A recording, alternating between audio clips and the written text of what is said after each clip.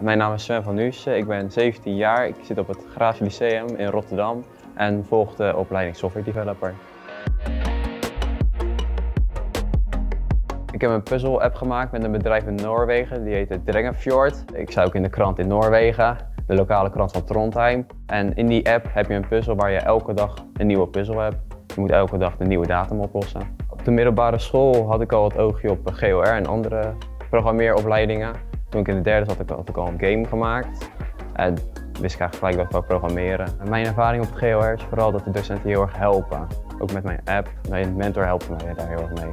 Mijn lievelingsvak is minor 2, daarin leren we games maken. We maken de games in de game engine Unity. Daar heb ik ook de app in gemaakt met de gecodeerde taal C#. Ik wil game developer worden, dus ik hoop dat ik grotere games ga maken als ik bij mijn stage op het bedrijf of waar ik uiteindelijk ga werken.